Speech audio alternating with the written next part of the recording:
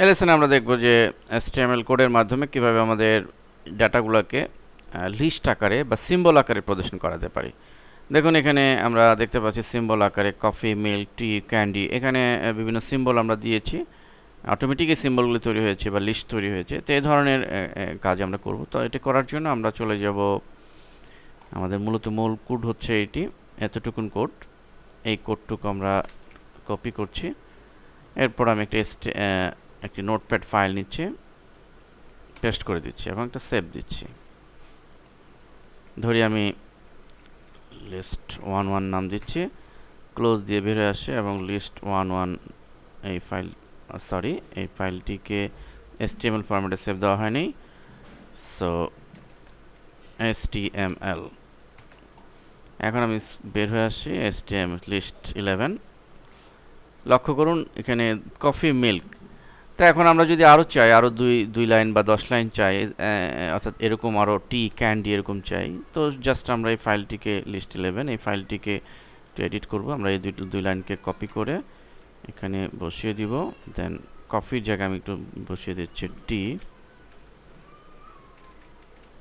এবং মিল্কের জায়গায় আমরা বসিয়ে দিচ্ছি ক্যান্ডি। আমরা ক্লোজ দেওয়ার সময় সেভ দিয়ে বের হয়ে আসি এবং এটিকে আবার ওপেন করাচ্ছি।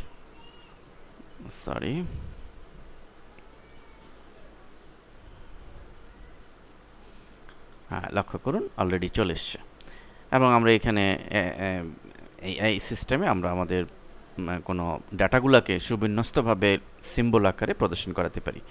ঠিক একইভাবে আমরা যদি এটিকে এরকম চাই যে সিরিয়াল ওয়াইজ 1 2 3 4 অটোমেটিক জেনারেট হয়ে এটি প্রদর্শন করাবে, তাহলে আমাদের যে কোডটুকু সেটা আমরা একটু দেখি।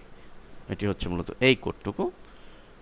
এটি কপি করছি, আমি কপি করে পেস্ট, এবং আমি এখানে সেভ দিচ্ছি, list2 দিচ্ছি .html ফরম্যাটে সেভ দিচ্ছি, ক্লোজ দিয়ে বের হয়ে আসছে। এখন এই list2 দেখুন কফি, মিল্ক। এবং আমরা যদি সিরিয়াল আমাদের প্রোডাক্ট আরও বাড়াতে চাই 3 4 5 6, জাস্ট আর কিছুই নয়, এটা একই পদ্ধতিতে